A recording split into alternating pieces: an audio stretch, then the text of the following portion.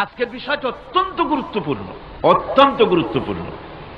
কোরআনে কারীমের মধ্যে আল্লাহ রাব্বুল আলামিন বলেন, ওয়া মা খালাকতুল জিন্না ওয়াল ইনসা ইল্লা লিয়াবুদুন। আমি মানুষ এবং জিনকে সৃষ্টি করেছি শুধুমাত্র আমার ইবাদতের জন্য, আমার গোলামির জন্য, আমার আনুগত্যের জন্য। এখন এই ইবাদত আমাদের সৃষ্টি হয়েছে কিসের জন্য? জবাব দিতে হবে সকলকে। কি জন্য? ইবাদতের জন্য। আমি যে মাঝে মধ্যে প্রশ্ন করি, তা থেকে আপনারা রাগ করেন নাকি? আমি আপনাদেরকে কষ্ট দেওয়ার জন্য প্রশ্ন করি না, এটি সুন্নতের একটি অংশ। হুজুর সাল্লাল্লাহু আলাইহি ওয়াসাল্লাম গুরুত্বপূর্ণ কথাগুলি সাহাবায়ে কিরামদেরকে 3 বার করে জিজ্ঞেস করতেন, যাতে করে কথাগুলি অন্তরের ভেতরে ঢুকে যায়, কলিজার ভিতরে ঢুকে যায়। আল্লাহ পাক আমাদের সৃষ্টি করেছেন ইবাদতের জন্য। কিসের জন্য? আমরা যেন তার গোলামি করি, সেই জন্য আল্লাহ পাক আমাদেরকে সৃষ্টি করেছেন, জিনদেরকেও সৃষ্টি করেছেন ইবাদতের জন্য। এই ইবাদত একটি ব্যাপক অর্থবোধক শব্দ। আমরা যদি ইবাদতটা নাই বুঝি, তা আমাদের মানব জন্ম হবে বৃথা। ইবাদত হচ্ছে আল্লাহর পছন্দনীয় জিনিসগুলি আমল করে তার সন্তুষ্টি অর্জন করার জন্য প্রচেষ্টা চালানো জীবনের সকল ক্ষেত্রে।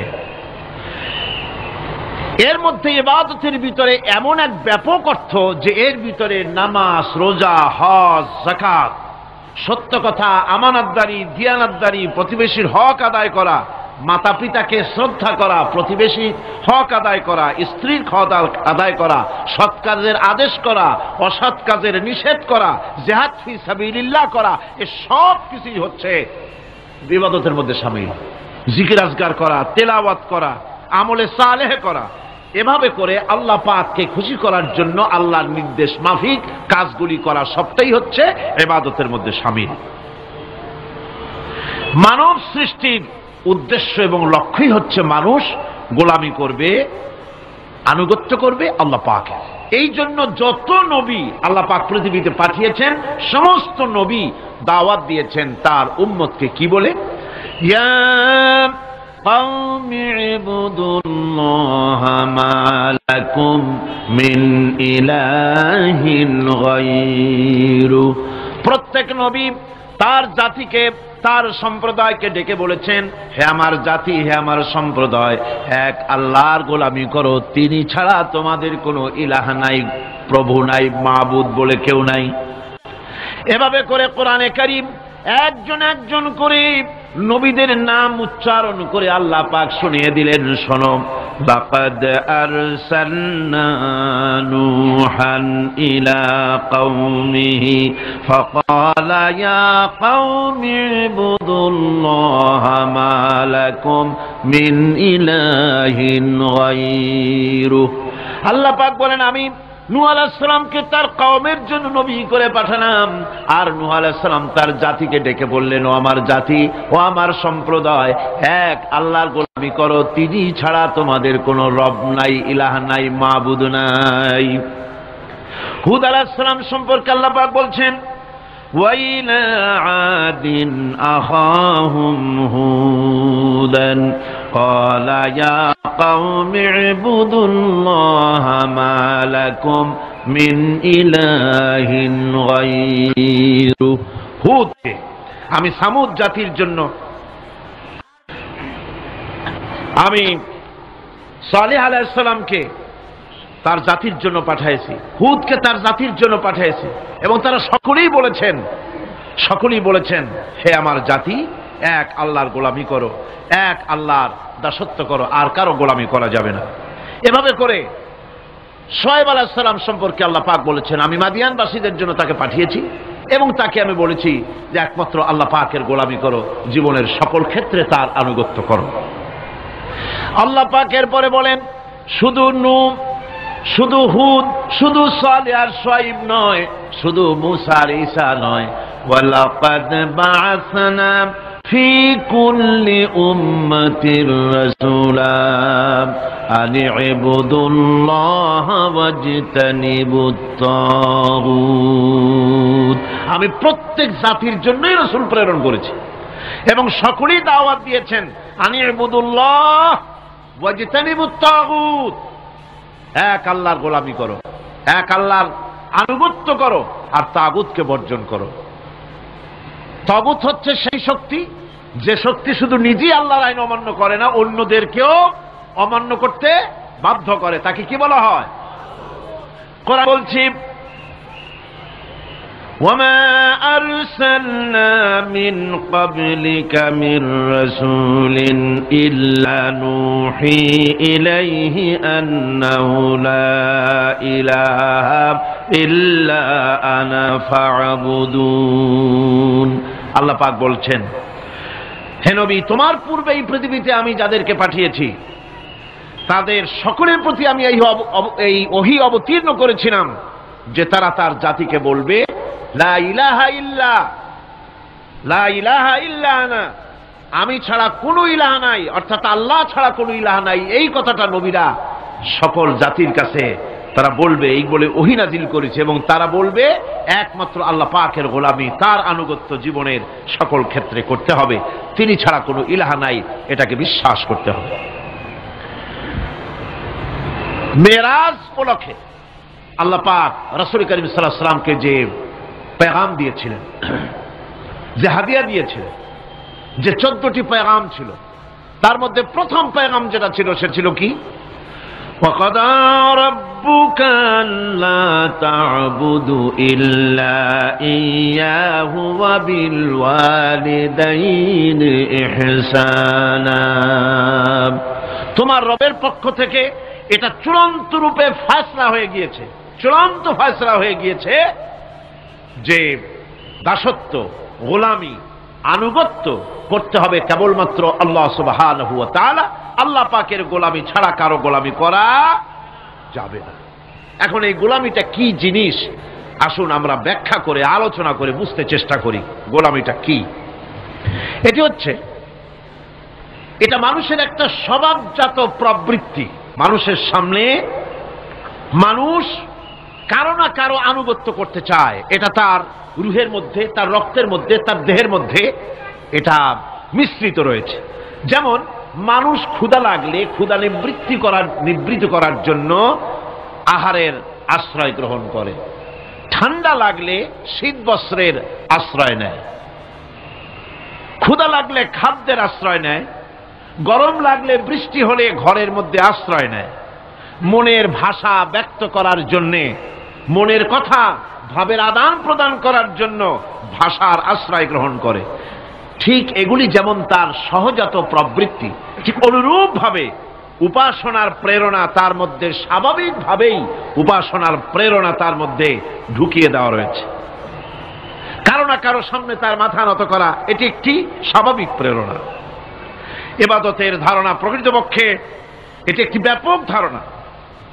এর প্রথমে এটাকে দুই ভাগে ভাগ করা যায়, একটা হচ্ছে বন্দিগি এবং আনুগত্য, আর একটা হচ্ছে পূজা বা অর্চনা। বন্দিগি এবং আনুগত্যের ব্যাপারটা হচ্ছে যে উচ্চতর কোনো একটি সত্তার সামনে মাথা নত করে দেওয়া, যেটাকে আরবিতে বলা হয় ইজহারে তাজাল্লুল, নিজেকে ছোট করা, নিজেকে ছোট করা। এই নিজেকে ছোট করাটা এটা কিন্তু আল্লাহ পাক ছাড়া কারো সামনে মাথা নত করা, কথা বুঝেন না নাকি? আল্লাহ ছাড়া কারো সামনে মাথা নত করা যাবে না। সুতরাং আজ ইজহারে তাজাল্লুল, মানুষ নিজেকে ছোট করবে কেবলমাত্র আল্লাহর কাছে। কার কাছে?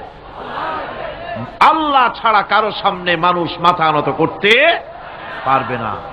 এমনকি আমার দেশের কোর্টগুলিতে জজ সাহেবদেরকে বলা হয় মিলর্ড, আমার প্রভু। ব্রিটিশের শেখানো কথা, কোন মুসলমান উকিলের এমন কথা বলা উচিত নয়, জায়েজ নয়, হারাম। এ ধরনের কাস্টমস, এ ধরনের ট্র্যাডিশন উৎখাত করা উচিত। মাননীয় স্পিকার, মাননীয় জজ সাহেব, সম্মানিত জজ সাহেব এভাবে বলতে পারেন, কিন্তু আমার প্রভু, প্রভু তো মুসলমানের একজন। প্রভু কয়জন? তার নাম কি? এই 4-5 জনে কইলেন আল্লাহ। আল্লাহর নাম নিতে দুঃখ লাগে, ভয় করে, লজ্জা করে, চিল্লা এখন প্রভুকে, আল্লাহ সুবহানাহু ওয়া তাআলা। সুতরাং তার সামনেই মাথা নত করতে হবে। এখন বন্দিগি বা আনুগত্য, আমি এই জিনিসটা একটা দৃষ্টান্তের মাঝে আপনাদের সামনে পেশ করতে চাই। খুবই গুরুত্বপূর্ণ বিষয়, আপনারা শুনলে আশা করি আল্লাহ পাক আমাদেরকে ফায়দা দান করবেন।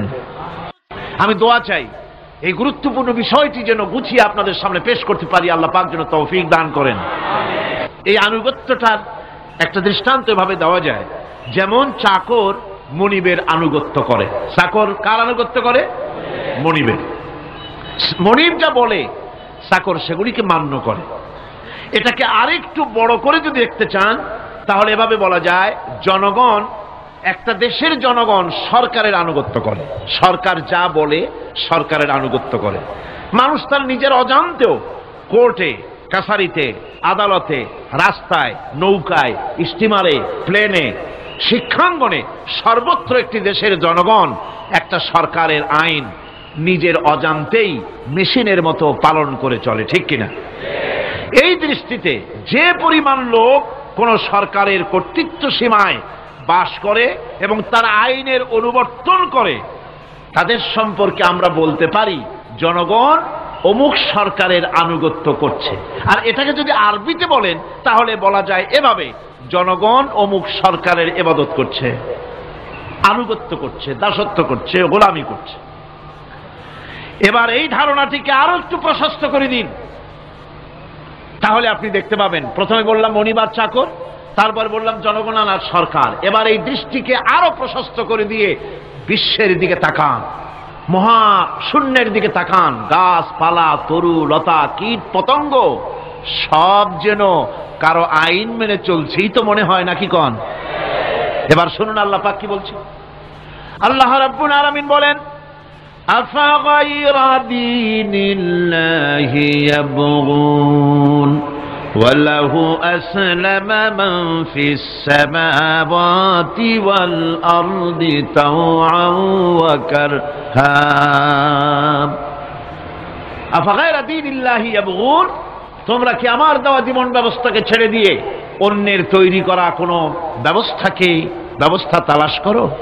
ওয়ালাহু আসলামা মান ফিস সামাওয়াতি ওয়াল আরদ, অথচ আকাশে যা আছে, জমিনে যা আছে, সব কিছু আনুগত্যের মস্তক আমার সামনে মাথা নত করে দিয়েছে। সুবহানাল্লাহি ওয়া বিহামদিহি, ঠিক কিনা? একটি ধূলি কণা থেকে শুরু করে নক্ষত্র লোক অবধি যা কিছু আমরা দেখতে পাই, যা দেখি না, সব হুকুম মানে কার? এই আইনের বৃদ্ধাচরণ করার ক্ষমতা কারো নাই। এটাকে বলা যায় গোটা বিশ্ব চরাচর আনুগত্য করছে, গোলামি করছে, ইবাদত করছে। কার করছে? আল্লাহ পাকের। এটাকে ইংরেজিতে বলা হয় ল অফ নেচার, এটাকে আরবিতে বলা হয় কানুনে ফিতরত, এটাকে বাংলায় বলা হয় প্রকৃতির আইন। এই আইনকে লঙ্ঘন করার ক্ষমতা কারো নাই। বন্ধুগণ, এই পৃথিবীর আপনি লক্ষ্য করে দেখবেন, কোরআন মাজিদে এই বন্দিগিকে কোথাও ইবাদত বলেছে, কোথাও তাসবিহ বলেছে, কোথাও তাকদীস বলেছে, কোথাও সুজুদ বলেছে, কোথাও কুনুত বলেছে। আল্লাহ রাব্বুল আলামিন এই ইবাদতকে, আল্লাহ পাকের এই আনুগত্যকে বিভিন্ন শব্দে ব্যবহার করেছে।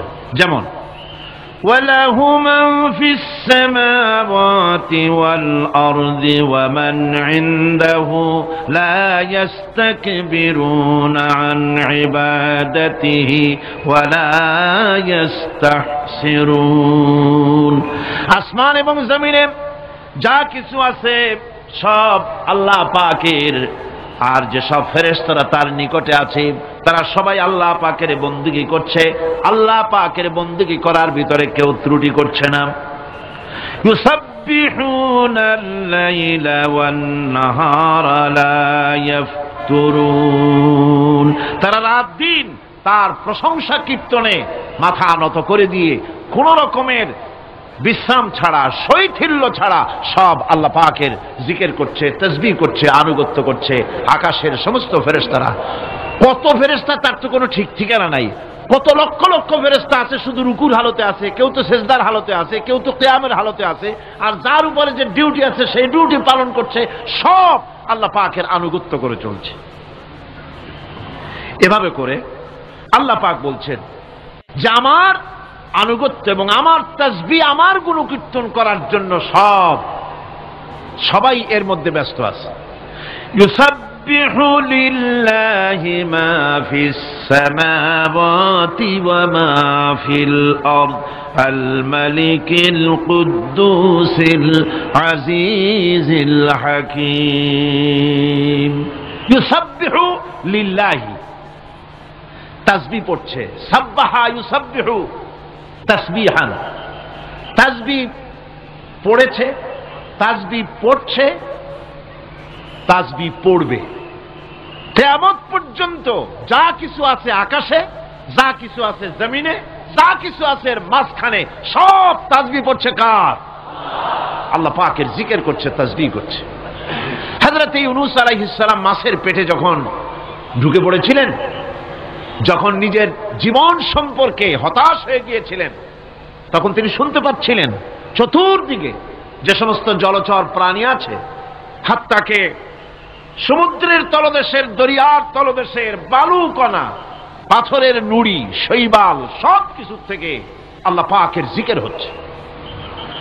ভিতর থেকে আওয়াজ আসতেছে, আল্লাহ আল্লাহ আল্লাহ আল্লাহ আল্লাহ আল্লাহ আল্লাহ আল্লাহ আল্লাহ। জোরে বলেন আল্লাহ আল্লাহ আল্লাহ আল্লাহ আল্লাহ আল্লাহ আল্লাহ। হযরত ইউনূস আলাইহিস সালাম তখন পড়লেন, লা ইলাহা ইল্লা আনতা সুবহানাকা ইন্নী কুনতু মিনাজ জালিমিন। পড়েন সবাই, লা ইলাহা ইল্লা আনতা সুবহানাকা ইন্নী কুনতু মিনাজ জালিমিন। লা ইলাহা ইল্লা আনতা, তুমি ছাড়া কোনো ইলাহা নাই। আমি তোমার প্রশংসা করছি, আমি তোমার পবিত্রতা ঘোষণা করছি। আমি নিজের উপর জুলম করেছি। গাছপালা, তরুলতা সব তাসবিহ পড়ছে, জিকির করছে কার? আল্লাহ পাকের। এই জন্য রাসূল কারীম সাল্লাল্লাহু আলাইহি ওয়াসাল্লাম বলেছেন, গাছের পাতাটিও ছিঁড়ো না। প্রয়োজন হলে গাছটা কেটে ফেলো, কিন্তু বিনা প্রয়োজনে গাছের পাতাও ছিঁড়ো না, কারণ গাছের পাতা আল্লাহ পাকের জিকির করছে। কার জিকির করে? গাছপালা, তরুলতা, কীট পতঙ্গ সব আল্লাহ পাকের তাসবিহ করছে, জিকির করছে। কোরআনে কারীম বলছে, ওয়ালিল্লাহি মুলকুস সামাওয়াতি ওয়াল আরদি ওয়া ইলাল্লাহিল মাসীর। আকাশ মণ্ডল এবং জমিনের বাদশাহী আল্লাহ পাকের, এবং তারই কাছে আমাদের সকলকে ফিরে যেতে হবে। মালিক হচ্ছেন তিনি।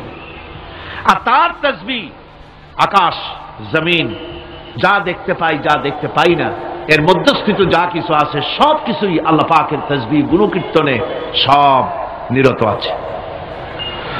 অন্য আয়াতে আল্লাহ পাক বলেন, ওয়ালাহু মান ফিস সামাওয়াতি ওয়াল আরদি কুল্লুন লাহু কানিতুন। আসমান এবং জমিনে যা আছে তা সবই আল্লাহর নির্দেশের সামনে মাথা নত করে দিয়েছে। শুধু তাই নয়, আশ-শামসু ওয়াল কমারু বিহুসবানিন ওয়ান নাজমু ওয়াশ-শাজারু ইয়াসজুদান। সূর্য এবং চন্দ্র হিসাব অনুযায়ী আবর্তিত হচ্ছে, এবং বৃক্ষ এবং নক্ষত্ররাজি সেজদায় রত হয়ে আছে। সব আল্লাহ পাকের সামনে মাথা নত করে দিয়েছে। এই ইবাদত, তাসবিহ, আজ্ঞা অনুবর্তিতা, নিয়মানুবর্তিতা, সচেতনতা, সকল কিছু সকলেই মিলে আল্লাহ পাকের একটি ধূলিকণা থেকে শুরু করে পাহাড় পর্বত পর্যন্ত সব আল্লাহর নিয়ম কানুন মেনেই চলছে। আপনি দেখতে পাচ্ছেন সমুদ্রে যে জোয়ার এবং ভাটা হয়, কার নির্দেশে হয়? কার নির্দেশে হয়? আরো লক্ষ্য করুন, সমুদ্রের পানি লবণাক্ত। এই নোনা পানি, সমুদ্রের নোনা পানিগুলি পদ্মা, মেঘনা, যমুনা, ব্রহ্মপুত্র, শীতলক্ষা, সুরমা, এসব মিষ্টি পানির ভিতরে জ্বরের টানে লবণাক্ত পানিগুলি ঢুকে যায়, আবার ভাটির টানে মিষ্টি এলাকার পানিগুলি সব গিয়ে সমুদ্রের মধ্যে নোনা পানির মধ্যে চলে যায়। মাঝখানে কোনো পার্টিশন নাই, মাঝখানে কোনো হেজাব নাই, কোনো বেড়া নাই, বাদ নাই, অথচ নোনা পানি মিষ্টি পানির ভিতরে গিয়ে মিষ্টি পানিরে নোনা বানায় না, নোনা পানি মিষ্টি এলাকায় গিয়ে মিষ্টি পানিরে নোনা বানাইতে পারে না।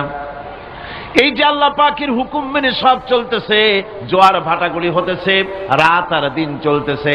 রাত 12টার সময় সূর্য এসে বলে না রাত সর, আমি এখন দিন বানায় ভালাবো। বেলা 12টার সময় রাতের আগমন ঘটতে পারে না। لا الشمس ينبغي لها أن تدرك القمر ولا الليل سابق النهار وكل في فلك يسبحون। সূর্য চাঁদকে অতিক্রম করতে পারে না, চাঁদ সূর্যকে অতিক্রম করতে পারে না, কারোর সঙ্গে কারো বাধা হয় না, টক্কর লাগে না, সব আল্লাহ পাকের হুকুম মেনে ইলা আজালিম মুসাম্মা নির্ধারিত সময় পর্যন্ত সবাই যাতায়াত করবে।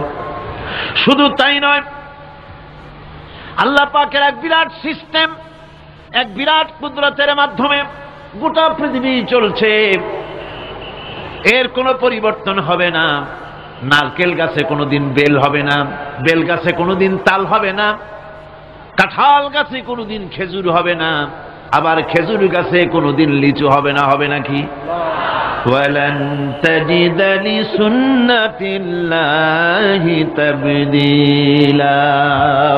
আমার প্রকৃতির আইনের মধ্যে, আমার ল অফ নেচারের ভেতরে কোনো পরিবর্তন হবে না, সবগুলি আমার আইন মানতে হবে। এখন হতে পারে এমন যে ব্যক্তি আল্লাহরে মানে না, ব্যক্তি বোঝেন না নাকি বোঝেন না, একটা মানুষ আল্লাহরে মানে না, ও না মানতে পারে যে জিহ্বাটে দিয়া বলে দেয়ার ইজ নো গড, স্রষ্টা বলতে কেউ নাই, যে জিহ্বাটে দিয়া বলে সে জিহ্বা হুকুম মানে কার? আল্লাহ পাকের হুকুম মানে। কিরকম? জিহ্বার উপরে যদি তিতা রাখা আপনি বলেন তিতা থুইছি তাতে কি হয়েছে, খবরদার তিতার টেস্ট নিবি না, তিতা টক এই টেস্ট দিতে পারবি না, আপনার কথা জিহ্বা শুনবে? শুনবে। ওর উপরে যে নির্দেশটা আছে সেই নির্দেশ অনুযায়ী সে কাজ করবে। টয়লেটে গিয়ে আপনি না খেলে কবেন যে খবরদার, আমি একটা বিরাট অফিসার, অনেক টাকা পয়সার মালিক, অথবা বিরাট একটা মন্ত্রী টন্ত্রী কিছু একটা, সবাই আমার হুকুম মানে, তোকেও মানতে হবে, খবরদার দুর্গন্ধ যেন নাকের মধ্যে না ঢোকে, নাক আমি চাবি ধরতে পারবো না। শুনবে না কে? শুনবে। নাক হোক, কান হোক, চোখ হোক, মুখ হোক, প্রত্যেকটা অঙ্গ প্রত্যঙ্গ, এগুলি সব হুকুম মানে কার? হতে পারে ব্যক্তি আল্লাহরে অস্বীকার করে বসলো, আল্লাহকে বলল যে আল্লাহ নাই, সব এমনি এমনি, এর কপালের লক্ষণ। কিসের লক্ষণ? কপাল পড়া লক্ষণ। সব বোঝে, একটা মাধ্যমে এটা কয় যে না কেউ এটারে বানাইছে। এই যে একটা ভিডিও ক্যামেরা, এটাতে কেউ দেখলে বলবে যে কয়েকজন আলেমে মিলে ফু দিছে আর অমনি একটা মাইক হয়ে কি বল ক্যামেরা হয়ে গেছে, বলবে কেউ? কোন পাগলেও কবে? এই প্যান্ডেলটা দেখে কি মনে হবে? 4-5 পিসা বাইসা কোসার কোনায় দাঁড়াইয়া ফু দিছে, সাথে সাথে প্যান্ডেল হয়ে গেছে। এটা কথা হইল? একটা ছোট্ট টেবিল, একটা চাপ দেখলে পরে মানুষ বলে নিশ্চয়ই এটা কেউ বানাইছে। আজীব, এত বড় বিশাল আকাশ, এত সুন্দর জমিন, এত সুন্দর দেহ, এই মানুষ, গাছপালা, তরুলতা, কীট পতঙ্গ, পাহাড়, নদ নদী, এ সব কিছু দেখে কেবলমাত্র কপাল পোড়াই বলতে পারে যে কেউ নাই, এমনি এমনি হয়েছে। আজীব তামাশা। এমনি এমনি একটা চাউল তৈরি হয় না, একটা ডিম তৈরি হয় না, এমনি এমনি পৃথিবীটা হয়ে গেল। সবগুলির পেছনেই আল্লাহ পাক আছেন, তিনি সৃষ্টি করেছেন। এখন উপাস্যের প্রতি এই সৃষ্টি মানুষের দৃষ্টি আকর্ষণ করে। উপাস্য পাও না কে আল্লাহ তা ঠিক পাও না, তা দেখাবার জন্য এই পৃথিবীর আল্লাহর সৃষ্টি প্রত্যেকটি পদার্থ, প্রত্যেকটি জিনিস ইঙ্গিত করে নিঃসন্দেহে কেউ না কেউ আছে, আর তার নাম হচ্ছে আল্লাহ। তার নাম কি? আরো জোরে বলেন, নাম কি? আল্লাহ পাক। এখন প্রশ্ন ওঠে আল্লাহরে বানাইছে কেনা? বলে তো মুরগি আগে না ডিম আগে? ডিম যদি আগে হয়ে থাকে তো ডিমটারে পারলো কে? আর মুরগি যদি আগে হয়ে থাকে, কোথার থেকে মুরগি এসে উড়ে এসে জুড়ে বসলো, আইলো কই থেকে? আল্লাহ যদি একজন থেকেই থাকেন তাহলে তার স্রষ্টাকে? এই প্রশ্ন তুলেছেন বার্টন রাসেল। প্রশ্ন তুলেছে স্রষ্টার স্রষ্টাকে। আমি দেখলাম এক আর্মি অফিসার একটা বই লিখেছেন, আমার এত ভালো লাগলো। বইটার নাম হচ্ছে আল কোরআন দ্য চ্যালেঞ্জ, মহাকাশ পর্ব। দারুণ লিখেছেন তিনি, আপনারা যদি পান খুঁজে নিয়ে পড়বেন। সে বইয়ের শেষ ভাগে গিয়ে তিনি এটার জবাব দিয়েছেন, স্রষ্টার স্রষ্টাকে তাই তুমি তালাশ করো। কানা চায় মানে কুজো চায় শীতই শুইতে।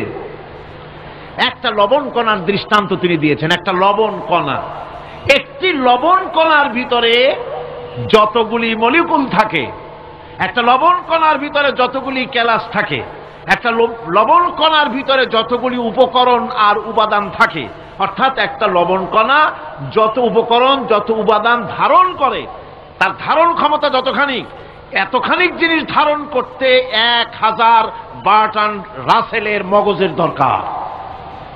একটা লবণ কণা, সেইটার চিন্তা করাই কঠিন। আর এত বড় মহাবিশ্ব যিনি সৃষ্টি করেছেন তার স্রষ্টাকে তালাশ করতে চাও, এটা কি স্বাভাবিক কথা? এটা পাগলের প্রশ্ন হতে পারে, এটা পাগলের প্রশ্ন হতে পারে। গ্যাগারিন টিটপ আর প্রথম মহাশূন্যচারী ছিল। গ্যাগারিন বেটা মহাশূন্য ঘুরি টুরি আসা কয় কি, কয় যে মুসলমানেরা যারে কয় আল্লাহ, হিন্দুরা যারে কয় ভগবান, খ্রিস্টানরা যারে কয় গড, মহাশূন্য এত ঘুরলাম, আল্লাহরেও দেখলাম না, ভগবানও দেখলাম। আজীব তামাশা। তুমি তো তোমার শরীরটাই দেখো না, তোমার শরীরটাই তো তুমি দেখতে পাও না। তোমার মাথার তালুটা কেমন তা কি দেখছো কখনো? আয়না নিচের দিকে দিয়ে ঠ্যাং উপরের দিকে দিয়ে তাকাইলে যদি দেখো মাথার তালু কেমন। নিজের ঘাট দেখো না, পিঠ দেখো না, নিজের হিপ দেখতে পারো না। আয়না টায়না সাইড বাসখান না নিয়ে দেখার উপায় নাই কোন জায়গায় কি আছে শরীরে। নিজের শরীরটাই দেখো না, কত বড় সাহস! এই শরীরের স্রষ্টাকে দেখতে চাও? লা তুদরিকুহুল আবসার। কোন দৃষ্টি শক্তি তাকে মুহাইয়া করতে পারবে না। তার দৃষ্টি সকলকে আয়ত্ত করবে, কিন্তু পৃথিবীর কোন দৃষ্টি শক্তি তাকে আয়ত্তের ভিতরে নিতে পারবে না। মুসা আলাইহিস সালামের মতো পয়গম্বর তিনি বলেছিলেন, রব্বি আরিনি, রব্বি আরিনি, আল্লাহ আমি তোমারে দেখতে চাই। আল্লাহ পাক বলেছেন লান তারানি, কখনোই দেখতে পারবা না। সুবহানাল্লাহ বিহামদিহি। সুতরাং এই পৃথিবীর সবকিছু ইঙ্গিত করে যে একজন আছেন। এই ফুলের সৌন্দর্য যিনি দিলেন, ফুল দেখা যায়, সৌন্দর্য দেখা যায়, কিন্তু গন্ধ দেখা যায় না। এই পানির মিষ্টতা, মিষ্টি পানি, ফুলের গন্ধ, জোনাকি পোকার আলো, এই যে সুন্দর সুন্দর জিনিস দিয়ে আল্লাহ পাক এই বিশ্বকে সজ্জিত করেছেন, এ সব কিছুই ইঙ্গিত করে নিঃসন্দেহে একজন আছেন। আর যিনি আছেন তার নাম হচ্ছে কি? আল্লাহ। জোরে বলেন তিনি কে? আল্লাহ। এখন এই স্রষ্টাকে চিনতে মানুষের বড্ড হয়রানি স্রষ্টাকে চেনার জন্য। এই স্রষ্টাকে খোঁজার জন্য, চেনার জন্য মানুষ শক্তি পূজা আরম্ভ করলো। ওই যে আমি আগে বলেছি, মানুষের মধ্যে একটা স্বাভাবিক প্রেরণা এই কারো না কারোর সামনে মাথা নত করে দেবে। সেজন্য মানুষ, কেউ তো আগুনকে পূজা করলো, আগুনের ভিতরে শক্তি আছে বলে আগুনের সামনে মাথা নত করে দিল, পাহাড়ের সামনে মাথা নত করে দিল, মূর্তি বানাইয়া মূর্তির সামনে মাথা নত করলো, কাঠের মূর্তি, মাটির মূর্তি বানাইয়া তার সামনে মাথা নত করে দিল। এগুলির সামনে যদি তুমি মাথা নত করলে, এগুলি কি মাছির মতো একটা ছোট্ট প্রাণীও বানাতে পারবে? এ চ্যালেঞ্জ কার? আল্লাহ পাকের। কোরআন শরীফে আল্লাহ পাক বলেছেন, নবী ওদের বলেন, ওরা কি মাছির মতো ছোট্ট একটা প্রাণী বানাতে পারবে? পারবে না। এমনকি ওদের সামনে যে খাদ্যগুলি রাখা হয়, মূর্তি টুর্তি বানায়া সামনে যে খাদ্য রাখা হয়, এই খাদ্যের উপরে যদি মাছি পড়ে, খাবারগুলি উড়াই নিয়ে যায়, অথবা ওদের নাকের উপর এসে যদি মাছি এসে পড়ে, এই মাছিটাকে এতগুলো হাত সাথে একটা টোকা দিয়ে একটা মাছিকে উড়াই দিতে পারবে না। পারবে না। সুতরাং বুঝতে হবে, একথা বুঝতে হবে, স্রষ্টাকে তালাশ করতে গিয়ে মানুষেরা আগুনের পূজা করলো, পাথরের পূজা করলো, গাছের পূজা করলো, মাছের পূজা করলো, সাপের পূজা করলো, বাঘের পূজা করলো, শেষ পর্যন্ত সেক্সুয়াল অর্গান, এটার বাংলা করলাম না, এটারও পূজা করলো। এটাকে একটা শক্তির প্রতীক মনে করে এটার সামনেও মাথা নত করলো। বন্ধুগণ, মাটির পূজা করলো, জমিনকে নিজের মা মনে করে এটার পূজা করলো। অথচ আল্লাহ পাক পরিষ্কার করে বলে দিয়েছেন, লা ইলাহা ইল্লা আনা ফা'বুদুন, আমি ছাড়া কোনো ইলাহা নাই, আল্লাহ ছাড়া কোনো ইলাহা নাই। কোরআনে কারীম বলছে, ইন্নাল্লাযীনা তাদউনা মিন দুনিল্লাহি ইবাদুন আমসালুকুম। আল্লাহ পাক বলেন, আমাকে বাদ দিয়ে তোমরা যার সামনে মাথা নত করো, যার সামনে পূজা করো, অর্চনা করো, বন্দিগি করো, ওটা তোমার মতো আমার আরেকটি গোলাম। তুমি যেমন আমার গোলাম, ওটাও আমারই গোলাম। এই আল্লাহ সুবহানাহু ওয়া তাআলা তিনি বলছেন, আমাকে বাদ দিয়ে যার সামনে মাথা নত করো, ওরা আমার গোলাম। সূর্য কার গোলাম?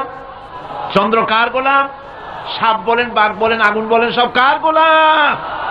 এগুলি সব কার কথা শোনে? আগুন যতই পূজা করেন, আগুনের মধ্যে আপনি পড়লে আগুন কি ছাড়বে? ছাড়বে না। তবে হ্যাঁ, আগুনের মালিক যদি বলে তাহলে ছাড়িয়ে দিবে, ঠিক কিনা? ইব্রাহিম আলাইহিস সালামকে আগুনের ভিতরে যখন ফেলে দেওয়া হচ্ছে, ফেরেশতা বলতেছিল, আমার কাছে সাহায্য চাও, আগুন থেকে বাঁচায় দেই। হযরত ইব্রাহিম বলেছিলেন, আমার তো পরীক্ষা হতেছে, ইমতিহান হতেছে, আমাকে ডিস্টার্ব করো না, আমি তোমার কাছে কেন সাহায্য চাইব? আমি আগুনে পুড়লে পরে আমার মাবুদ, আমার খোদা, আমার আল্লাহ তিনি যদি খুশি হন, তাহলে আমার এমন আল্লাহকে খুশি করার জন্য 1000 বার পড়তে রাজি আছি। তোমার কাছে কেন সাহায্য চাইব? আমি তো অন্ধ, আল্লাহর ইবাদত করি না, যিনি আমার দুঃখ দুর্দশা নিজের চোখে না দেখেন। আগুনের মধ্যে পড়ে গেলেন। আল্লাহ পাক আগুনকে অর্ডার করে দিলেন, ইয়া নারু কুনি বারদাও ওয়া সালামান আলা ইব্রাহিম। আগুন, আমার ইব্রাহিমের জন্য ঠান্ডা হয়ে যা, শান্তিদায়ক ঠান্ডা হয়ে যা। তাহলে দেখা গেল আগুনের মালিক হচ্ছেন আল্লাহ পাক। আল্লাহ পাক আজও যদি কোনো পূজা করা রাখবে না আগুনের, আগুনের পূজা করা তো হারাম। আগুন হচ্ছে আল্লাহর গোলাম, আল্লাহর সৃষ্টি, এটা হচ্ছে মাখলুক, আল্লাহ হচ্ছেন খালিক। বিশ্বকবি, কবি সম্রাট আল্লামা ডক্টর ইকবাল কি সুন্দর করে বলেছেন, আজ ভি হো জো ইব্রাহিম কা ইমা পয়দা, आज भी हो जो इब्राहिम का इमां पैदा, आग कर सकती है एक अंदाज गुलिस्तां पैदा। ইব্রাহিমের ঈমান যদি আজও কোথাও হয় বিদ্যমান, করতে পারেন অগ্নিকুণ্ডে খুবসুরত এক গুলিস্তান। এখনো যদি ইব্রাহিমের ঈমান যদি কারো মধ্যে জাগ্রত হয়, আর তাকে যদি আগুনে ভালানো হয়, সে আল্লাহ আজও আছেন না? নাই? আছে কিনা? আল্লাহু লা ইলাহা ইল্লা হুয়াল হাইয়ুল কাইয়্যুম। পড়েন সবাই, আল্লাহু লা ইলাহা ইল্লা হুয়াল হাইয়ুল কাইয়্যুম। তিনি সদা জাগ্রত, তিনি চিরঞ্জীব। সুতরাং মহান শক্তিধর আল্লাহ পাক, তার হচ্ছে সব গোলাম। তুমি গোলাম হইয়া আর এক গোলামের কাছে হাত পাতো, সে তোমারে কিচ্ছু দিতে পারবে না। আমি দৃষ্টান্ত দিতে গিয়ে বলি, একজন ভিক্ষুক, সে যদি আর একজন ভিক্ষুকের কাছে গিয়ে বলে, ভাই আমারে 10টা টাকা দাও, সে 10 টাকা পাবে কই? সারাদিন খয়রাত করিয়া পাইছে মোটে 5 টাকা, তোমারে তো 10 টাকা দিতে পারবে না। ও ভিক্ষুক, তুমিও ভিক্ষুক। সুতরাং গোটা বিশ্ববাসী হচ্ছে আল্লাহ পাকের কাছে ভিক্ষুক। সবগুলি কি ভিক্ষুক? প্রধানমন্ত্রী হোক, প্রেসিডেন্ট হোক, প্রধান সেনাপতি হোক, আল্লাহ পাকের দরবারে এগুলি কিচ্ছুই না, গোলাম। এগুলি সব কি? গোলাম আর গোলাম। সুতরাং মাথা নত করা যাবে না কারো সামনে। এই প্রকৃতি, এই নেচার শিখাচ্ছে। একজন আছেন সেটাকে বুঝতে হবে। বোঝার জন্য আল্লাহ কি দিয়েছেন? কি বোঝার জন্য আল্লাহ পাক মানুষকে ব্রেন দিয়েছেন, বিবেক দিয়েছেন। শোনার জন্য কান দিয়েছেন, দেখার জন্য চোখ দিয়েছেন। আল্লাহ পাক বলছেন লাহুম কুলুবুন লা ইয়াফকাহুনা বিহা ওয়া লাহুম আয়ুনুন লা ইউবসিরুনা বিহা ওয়া লাহুম আযানুন লা ইয়াসমাউনা বিহা উলাইকা কাল আনআম বাল হুম আযাল উলাইকা হুমুল গাফিলুন।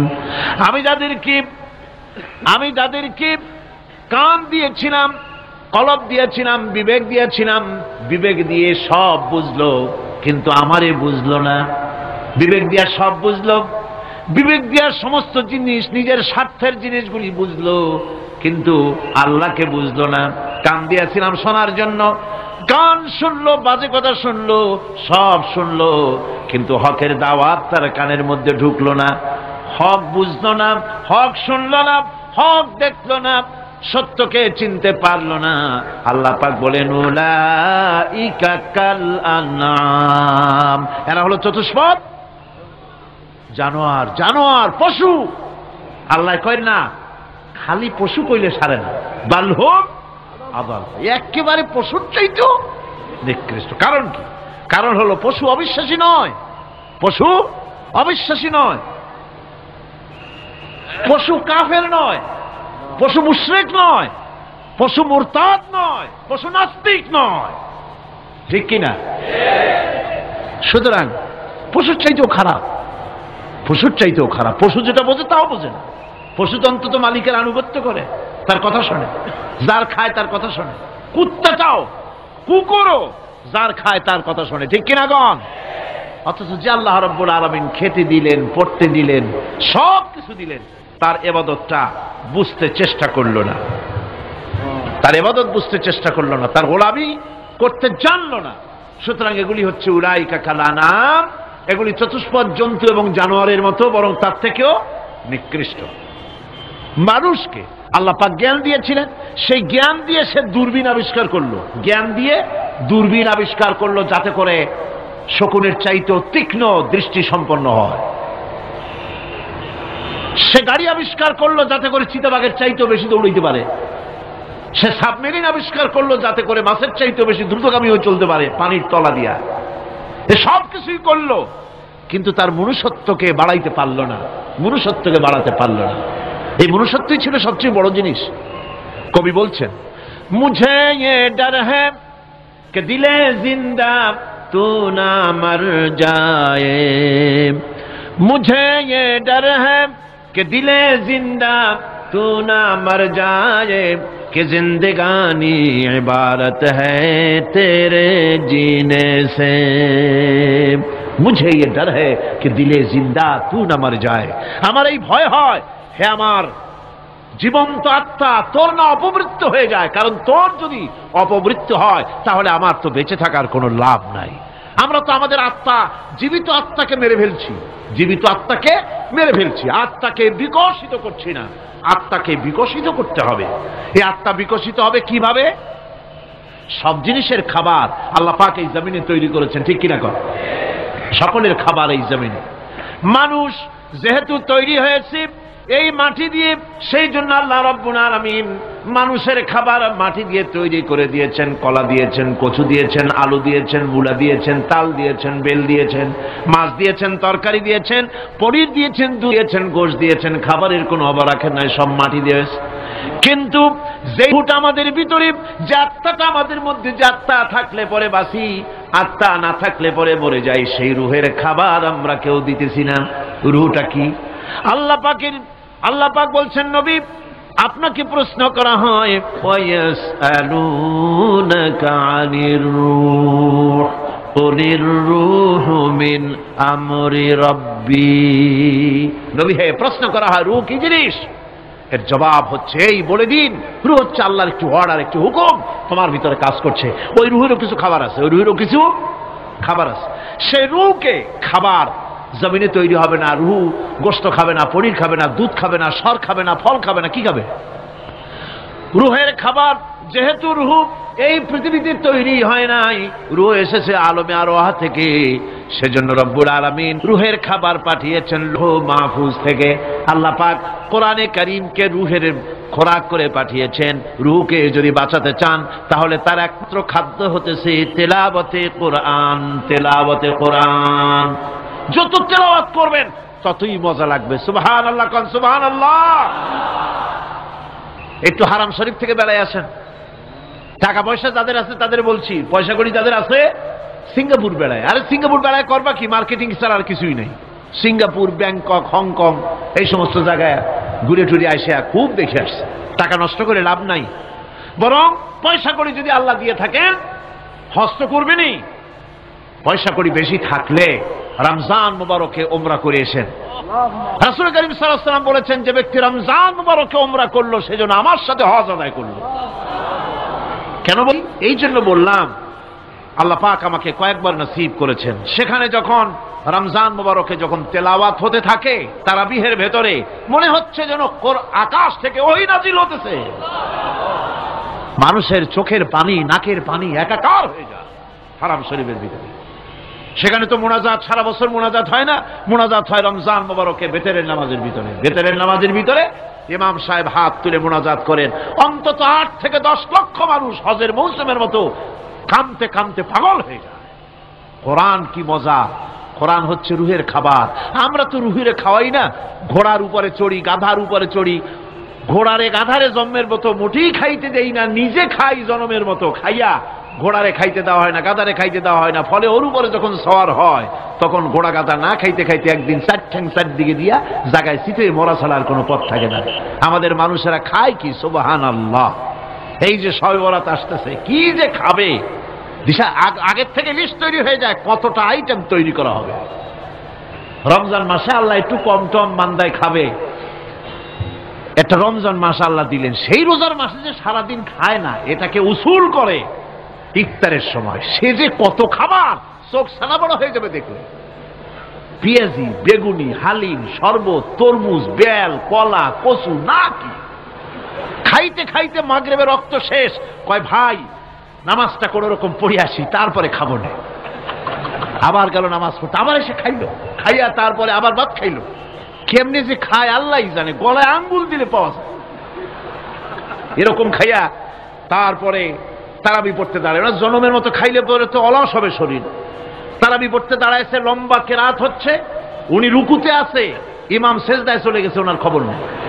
অথবা উনি সেজদায় পড়ে আছেন, ইমাম কোথায় উঠে গেছে তার খবর নেই। সুবহানাল্লাহ। সুতরাং নিজে খাইয়া পেটটারে দুম্বার মতো সাইজ বানাইয়া কোনো লাভ নাই। পেট বড় বানাবেন না, সিনা বড় বানান। সিনা বড় বানান, সিনার ভিতরে কোরআন ধারণ করেন, মজা পাবেন। এই আল্লাহ রাব্বুল আলামিন এত বড় নিয়ামত, এই কোরআন, এর থেকে বড় নিয়ামত পৃথিবীতে আর নাই। শ্রেষ্ঠ নিয়ামত, এর থেকে বড় নিয়ামত আছে ভাই? এই শ্রেষ্ঠ নিয়ামতকে পড়তে শিখুন, বুঝতে শিখুন, হেদায়েতের সবের মধ্যে আছে। সুতরাং আল্লাহ রাব্বুল আলামিন মনুষ্যত্বকে, আত্মাকে বিকাশ করার জন্য কোরআনে কারীম দিয়েছিলেন। মানুষ এই জ্ঞান দিয়ে আবিষ্কারের পিছনে চলে গেল। হ্যাঁ, আবিষ্কার দরকার আছে, মোটেই আমি এটাকে অস্বীকার করি না, সব দরকার। কিন্তু সেই সাথে আল্লাহ পাকের সাথে যে সম্পর্কটা থাকা দরকার ছিল, সেই সম্পর্ক থেকে মানুষ নিজেকে বিচ্ছিন্ন করেছে। কোরআনে কারীমে আল্লাহ পাক বলছেন, লাকাদ খালাকনাল ইনসানা ফি আহসানি তাকওয়িম। সব থেকে সুন্দর করে বানিয়েছি কারে? মানুষ। চিল্লায় কোন কারে? মানুষ হলো সবচাইতে সুন্দর, সবচাইতে সুন্দর সৃষ্টি আমার। ওগুলা, এই মানুষগুলি হচ্ছে আশরাফুল মখলুকাত। মানুষ কি মখলুকাত? সৃষ্টির সেরা। আপনারা সৃষ্টির সেরা হইলেন কি দিয়া? আপনারা কি বাঘের মতো দৌড়াতে পারেন? বল্লার মতো হুল ফুটাইতে পারেন? কুত্তার মতো কামড়াইতে পারেন? হাতির মতো শক্তি আছে? গরিলার মতো শক্তি আছে? মাছের মতো সাঁতরাইতে পারেন? সাপের মতো ক্রুদ্ধতা আছে? সিংহের মতো হিংস্রতা আছে? তো কিসের, কোন দিক থেকে আপনি আশরাফুল মখলুকাত হলেন? আশরাফুল মখলুকাত হয়েছেন জ্ঞানের কারণে। কিসের কারণে? সেই জ্ঞানটার জন্যই তো আপনি সৃষ্টির সেরা। এই সৃষ্টির সেরা মানুষ, সুন্দর মানুষ, এই মানুষগুলি সুম্মা রাদাদনাহু ফি আসফালা সাফিলিন। সুম্মা রাদাদনাহু আসফালা সাফিলিন। এই মানুষ নিচে নামতে নামতে এত নিচে নামে, শয়তান অবাক হয়ে গালে হাত দিয়া নিচের দিকে তাকাইয়া দেখে আর চিন্তা করে এর দূর নামলো কেমনে। শয়তান অবাক হয়ে যায় মানুষের অবস্থা দেখে। আর America, British parliament, American parliament আইন পাশ করে পুরুষে পুরুষে বিবাহ জায়েজ করে দিয়েছে সেখানে। নাউযুবিল্লাহি মিন যালিক। শয়তানের চাইতে অনেক কিছু। শয়তানও এইসব কাম জানেও না, বোঝেও না। শয়তান তো ভালো, কুত্তাও জানে না, ঠিক কিনা কন? কুকুরেও সমকামিতা করে না, শুয়োরেও করে না, গাধায়ও করে না। মানুষ কোথায় নামছে? এই মানুষ সৃষ্টির সেরা বানিয়েছিলাম, শয়তানের চাইতে নিকৃষ্ট হয়ে গেল। আল্লাহ পাক বলেন, ইল্লাল্লাযীনা আমানু ওয়া আমিলুস সালিহাতি ফালাহুম আজরুন গায়রু মামনুন। কিন্তু যারা ঈমান এনেছে, আমলে সালেহ করেছে, তাদের জন্য রয়েছে অফুরন্ত পুরস্কার। এই অফুরন্ত পুরস্কার আল্লাহ রাব্বুল আলামিন দান করবেন যারা নাকি মুমিন বান্দা, যারা নাকি ইবাদত করবে তাদের জন্য। এখন আমি আপনাদেরকে বলতেছিলাম যে ইবাদত গোলামি অর্থে, এর গোলামির পূর্ণ অর্থ সেটা হচ্ছে যে ব্যক্তি, পরিবার, সমাজ ও রাষ্ট্র, জীবনের সকল ক্ষেত্রে গোলামি করতে হবে কার? আল্লাহ পাকের। এই ইবাদত শব্দটাকে কোরআনে কারিমে কয়েকটা অর্থে ব্যবহার করা হয়েছে। সে অর্থগুলি আমাদের জানা দরকার। যেমন ইবাদত এবং দাসত্ব অর্থে আল্লাহ পাক বলছেন, সুম্মা আরসালনা মূসা ওয়া আখাহু হারুনা বিআয়াতিনা ওয়া সুলতানিম মুবিন। অথবা মূসা এবং তার ভাই হারুনকে আমার নিদর্শন দিয়ে তাদেরকে সুস্পষ্ট রূপে প্রমাণ সহ ফেরাউন এবং তার সভাসদের কাছে আমি পাঠিয়ে দিলাম। তারা যখন তাদের কাছে গিয়ে দ্বীনের দাওয়াত দিল, তখন তারা কি বলল? ফাকালু আনুমিনু লিবাশারাইনি মিসলিনা ওয়া কওমুহুমা লানা আবিদুন। আমি যখন তাদেরকে পাঠালাম, তারা যখন দ্বীনের দাওয়াত দিলেন, ইবাদতের দাওয়াত দিলেন, তখন তারা বলল, আমরা কি এমন আমাদেরই মতো দুজন মানুষের আনুগত্য করব? এখানে আবিদুন অর্থাৎ দাসত্ব, আমরা কি তার দাসত্ব করব? এই দাসত্ব একমাত্র আল্লাহরই হতে পারে, আর কারো হতে পারে না। সেজন্য কোরআনে কারীম অন্যত্র বলছে, ইয়া আইয়ুহাল্লাযীনা আমানু কুলু মিন তাইয়্যিবাতি মা রাযাকনাকুম ওয়াশকুরু লিল্লাহি ইন কুনতুম ইয়্যাহু তা'বুদুন। হে ঈমানদারেরা, তোমরা যদি আমার ইবাদত করো, তবে আমি তোমাদেরকে যে সব পবিত্র জিনিস দান করেছি তা খাও এবং আল্লাহর শুকর আদায় করো। তো ইবাদত আল্লাহ পাকের করলে আল্লাহ পাক তাদেরকে খেতে দিবেন, পড়তে দিবেন, সবকিছু আল্লাহ পাক করে দিবেন।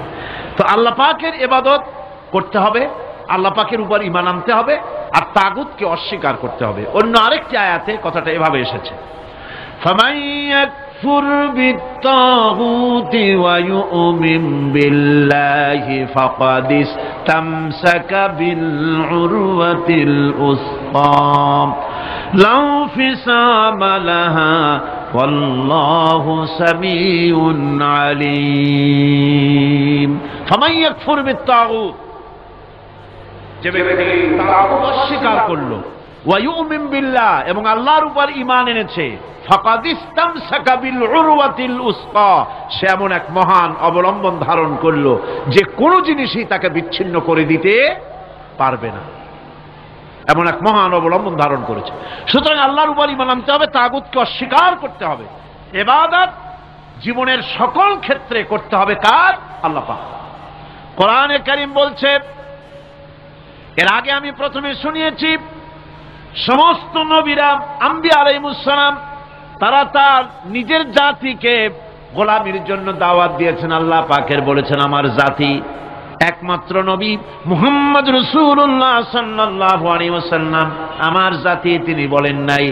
তাকে দিয়ে আল্লাহ পাক বলেছেন ইয়া আইয়ুহান নাসু উবুদু রাব্বাকুমুল্লাযী খালাকাকুম ওয়াল্লাযীনা মিন ক্বাবলিকুম লাআল্লাকুম তাত্তাকুন। ইয়া আইয়ুহান নাসু উবুদু রাব্বাকুমুল্লাযী খালাকাকুম। রাব্বাকুম উবুদু রাব্বাকুম আয় আতিউ রাব্বাকুম। গোলামি করো, আনুগত্য করো, দাসত্ব করো তোমার সেই প্রভুর, সেই রবের যিনি তোমাকে সৃষ্টি করেছেন। তার আনুগত্য জীবনের সব ক্ষেত্রে করো। এক জায়গায় করলে হবে না, সব জায়গায় করলে হবে। জীবনের সমস্ত কাজটাই হলো ইবাদত হবে যদি মুসলমান আল্লাহর হুকুম মাফিক তার জীবনকে পরিচালনা করে। আপনার চোখের চাহনিটাও তো ইবাদত হবে। সুবহানাল্লাহ।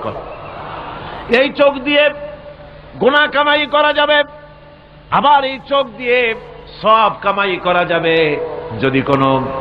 যদি কোনো সন্তান তার মা বাপের দিকে ভক্তির নজরে, মহব্বতের নজরে যদি তাকায়, নবীজি বলেছেন একটা কবুল নফল হজের সওয়াব আমলনামায় লেখা যাবে।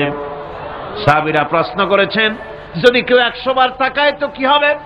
নবীজি বলেছেন আল্লাহ রাব্বুল আলামিনের নিয়ামতের ভান্ডার, অফুরন্ত নিয়ামতের সেখানে কোনো অভাব নাই। যদি কোনো বান্দা যদি তার মা বাপের দিকে দৈনিক 100 বার তাকায় তো ওই বান্দার আমলনামায় 100 কবুল নফল হজের সওয়াব লেখা যাবে। তাহলে দেখা গেল চোখের চাহনি আপনার ইবাদত, আপনার ঘুম ইবাদত, আপনার চাকরি ইবাদত, আপনার ব্যবসা বাণিজ্য ইবাদত। তার মানে হলো আল্লাহর গোলামি, আল্লাহর হুকুম অনুযায়ী কাজ করার নামই হচ্ছে ইবাদত। ইয়াকা না'বুদু ওয়া ইয়াকা নাস্তাঈন। পড়েন সবাই, ইয়াকা না'বুদু ওয়া ইয়াকা নাস্তাঈন। আল্লাহ তাআলা একমাত্র তোমার গোলামি করি, তোমারই আনুগত্য করি, তুমি ছাড়া কারো গোলামি করি না, তুমি ছাড়া কারো গোলামি করি না। এখন দোকানদার নামাজের মধ্যে পড়লো ইয়াকা না'বুদু। ইয়াকা না'বুদু, না'বুদু শব্দটা হচ্ছে মুজারের সিগা। এর মধ্যে দুইটা কাল পাওয়া যায়, বর্তমান আর ভবিষ্যৎ, দুটি কাল পাওয়া যায়। না'বুদু এই শব্দ দিয়ে বোঝানো হচ্ছে কি, আয় আল্লাহ পাক এই নামাজের ভিতরে যেমন তোমার হুকুম পালন করে নামাজ আদায় করছি, যেমন নামাজের ভিতরে কিছু খাওয়া যায় না, বাইরে খাওয়া জায়েজ ছিল, নামাজ পড়ছি বলে খানাটা আমার জন্য হারাম হয়ে গেছে। কথা বলা জায়েজ ছিল, নামাজের ভিতরে কথা বলা হারাম করে দিলাম। এদিক ওদিক তাকানো জায়েজ ছিল, নামাজের ভিতরে এদিক ওদিক তাকানো বন্ধ করে দিলাম। তার মানে আমার জন্য চিরস্থায়ী, সব সময়ের জন্য আমার জন্য হালাল করে দেওয়া জিনিসগুলি এই নামাজের ভিতরে অল্প সময়ের জন্য হারাম করে প্রমাণ করে দিলাম। মাবুদ গো, এই নামাজের পরে চিরস্থায়ী হারামগুলো এইভাবে আমার জন্য হারাম করে নেব। ইয়াকা না'বুদু, নামাজটা পড়ছি যেভাবে করে নামাজের বাইরের জীবন চালাবো সেইভাবে করে। সেজদা দিলেই তো সওয়াব হয়। সেজদা দিলে কি হয়? সওয়াব হয়। যদি কেউ 5-6টা সেজদা দিয়ে দেয় এক রাকাতের মধ্যে তো কি হবে? যদি কেউ নামাজ পড়লে তো সওয়াব হয়। ফজরের নামাজ যদি 4 রাকাত পড়ে তো কি হবে? মাগরিবের নামাজ যদি 2 রাকাত পড়ে অথবা 4 রাকাত পড়ে তো কি হবে? ইচ্ছে করে যদি এভাবে করে, ভুল করবে নয়, ইচ্ছে করে যদি করে তাহলে আল্লাহর আইনের সঙ্গে বিরোধিতা করছে বলে সে বিদ্রোহী হিসাবে প্রমাণিত হবে। সুতরাং কথা হচ্ছে নামাজের ভিতরে আয় আল্লাহ পাক ইয়াকা না'বুদু, এই নামাজের ভিতরে তোমার হুকুম মেনে যেভাবে নামাজ আদায় করি, নামাজের বাইরের জীবনটাও তোমার হুকুম মেনে পালন করব। এটাই হচ্ছে ইবাদতের মূল থিম, মূল আইডিয়া, মূল ফিলসফি। নামাজ ইবাদত করতে হবে জীবনের সব ক্ষেত্রে। নামাজের ভিতরে বললাম ইয়াকা না'বুদু। দোকানদার, এ লোকটা কি? দোকানদার, ঘি বিক্রি করবে, ঘি আনছে দোকানে। তারপরে নামাজ পড়তে দাঁড়িয়েছে, দোকানের পেছনে ছোট্ট ঘর আছে, নামাজ পড়তে দাঁড়িয়েছে। শুরু করে দিল আল্লাহু আকবার, আলহামদুলিল্লাহি রাব্বিল আলামিন, আর রহমানির রহিম, মালিকি ইয়াউমিদ্দিন, ইয়াকা না'বুদু ওয়া ইয়াকা। তাড়াতাড়ি পড়তে হবে যেহেতু খরিদ্দার আসতেছে। খরিদ্দার 2-4 জন ভিড় জমা এসছে, নামাজ ছেড়ে দিয়েছে। কর্মচারীকে ডাকছে, বেটা শোন, ভিতরে আসলো। আমি তো কেবল খাঁটি ঘি নিয়ে আসছি, ওর মধ্যে তো ভেজাল দিই নেই। তাড়াতাড়ি করে ওর মধ্যে যা দিয়ে ভেজাল দিতে হয় ভেজাল টাজাল দিয়ে ঠিক মতো দিয়া তারপরে বিক্রি করবি। 100 টাকা কিনছিস, 250 টাকা করে বিক্রি করবি। আল্লাহ আকবার, রহমান রহিম, মালিক ইয়াউমিদ্দিন, ইয়াকা না'বুদু ওয়া ইয়্যাকা নাস্তাঈন। এটা নামাজ হইল কর? এই নামাজের আল্লাহর কোনো দরকার আছে? কোনো দরকার নাই। ইবাদত তো হবে নামাজ যার হুকুমে, ব্যবসা তার হুকুমে। নামাজে সেজদা দিব যার হুকুমে, রোজা রাখবো তার হুকুমে, নামাজ পড়বো যার হুকুমে, অর্থনীতি চালাবো তার হুকুমে, নামাজ পড়বো যার হুকুমে, আমার দেশের কলকারখানা চলবে, নামাজ পড়বে যার হুকুমে, পার্লামেন্ট চলবে তার হুকুমে, নামাজ পড়বো যার হুকুমে, রাজনীতি চলবে তার হুকুমে। এর উল্টা পাল্টা যদি হয় মুসলমান মানতে পারে কখনই। সুতরাং মুসলমানকে আনুগত্যের মস্তককে অবনত করে দিতে হবে আল্লাহ পাকের সামনে। আল্লাহর সঙ্গে আর বান্দার সঙ্গে হক আছে। বান্দার উপরে আল্লাহর হক এবং আল্লাহর উপরে বান্দার হক কি, এ ব্যাপারে একটি হাদিস আপনাদেরকে শোনানো যায়। হাদিসটি হচ্ছে ওয়ান মুআজ বিন জাবাল রাদিয়াল্লাহু তাআলা আনহু قال كنت رديف النبي صلى الله عليه وسلم على حمار فقال لي يا معاذ أتدري ما حق الله على العباد وما حق العباد على الله। হযরত মুআজ বিন জাবাল রাদিয়াল্লাহু তাআলা আনহু বলেন যে আমি রাসূল করিম সাল্লাল্লাহু আলাইহি ওয়াসাল্লামের পেছনে তার গাধায় সওয়ার ছিলাম। তিনি আমাকে জিজ্ঞেস করলেন, মুআজ তুমি কি জানো বান্দার উপরে আল্লাহর হক কি এবং আল্লাহর উপরে বান্দার হক কি? তিনি বললেন, আল্লাহু ওয়া রাসূলুহু আ'লামু, আল্লাহ এবং তার রাসূল খুব ভালো করে জানেন। রাসূল করিম সাল্লাল্লাহু আলাইহি ওয়াসাল্লাম জবাব দিলেন, ক্বালা হাক্কুল্লাহি আলাল ইবাদ আন ইয়াবুদুহু ওয়া লা ইউশরিকু বিহি শাইআ ওয়া হাক্কুল ইবাদি আলাল্লাহ আন লা ইউআযযিবু মান লা ইউশরিক বিহি শাইআ। আল্লাহর নবী বলেন, বান্দার উপরে আল্লাহর উপরে বান্দার হক হতেছে, আল্লাহর উপরে বান্দার হক হতেছে বান্দা আল্লাহ পাকের ইবাদত করবে, আল্লাহর গোলামি করবে, আল্লাহর আনুগত্য করবে, দাসত্ব করবে। সেই আনুগত্য ইবাদত আর গোলামির ভিতরে কাউকে শরীক স্থাপন করবে না। বান্দার উপরে আল্লাহর হক হতেছে যেই বান্দা আল্লাহ পাকের ইবাদত করবে, গোলামি করবে, আর কোন শিরক করবে না, কিয়ামতের দিন ওই বান্দা সম্পর্কে আল্লাহর হক হবে বান্দাকে জাহান্নামের আগুন আল্লাহ পাক হারাম করে দিয়ে তার জান্নাত দিয়ে দিবেন। এটাই হলো বান্দার উপর আল্লাহ পাকের হক। সুতরাং ইবাদত হবে সলিড কার জন্য? আল্লাহ পাকের জন্য। জোরে বলেন কার জন্য? একমাত্র, কেবলমাত্র, শুধুমাত্র আল্লাহ পাকের জন্য গোলামি হবে। সেই গোলামির কথাটাই আমরা কোরআনে কারীমের মধ্যে সূরা ফাতিহায় প্রত্যেক দিন প্রতি রাকাতে আমরা পড়ি, ইয়্যাকা না'বুদু ওয়া ইয়্যাকা নাস্তাঈন। আয় আল্লাহ তাআলা, কেবলমাত্র তোমারই ইবাদত করি, কেবলমাত্র তোমারই দাসত্ব করি, আর কারো আনুগত্য দাসত্ব করি না। এই গোলামি, এই দাসত্ব আল্লাহ পাক আমাদেরকে করার তৌফিক দান করুন। আমরা বলি আমিন। আমাদের জীবনে ওঠায় বসায়, চলায় ফেরায়, বক্তৃতায়, ভাষণে, বিয়েতে, শাদীতে, আমাদের ইলেকশনে, আমাদের নির্বাচনে, আমাদের অর্থনীতিতে, রাজনীতিতে, আমাদের সমাজনীতিতে, পরিবারের নীতিতে, জীবনের সব ক্ষেত্রে আমরা গোলামি যেন করতে পারি কার? আল্লাহ পাকের। নামাজের ভিতরে যে কথাটা বলি, এই কথাটা যেন আমাদের বাস্তব জীবনে আমরা কার্যকরী করতে পারি। আল্লাহ পাক যেন তৌফিক দান করেন। মুনাজাতের জন্য দাঁড়ানো লোকেরা সব বসেন। আল্লাহুম্মা আমিন। রব্বানা যালামনা আনফুসানা ওয়া ইল্লাম তাগফির লানা ওয়া তারহামনা লানাকুনান্না মিনাল খাসিরিন। আয় আল্লাহ তাআলা, তোমার পবিত্র কালামুল্লাহ শরীফের, তোমার পবিত্র কালামের ব্যাখ্যা করে তোমার বান্দাদেরকে সাথে নিয়ে আমরা সব গোলামেরা একত্রিত হয়ে তোমার দরবারে হাত তুলেছি।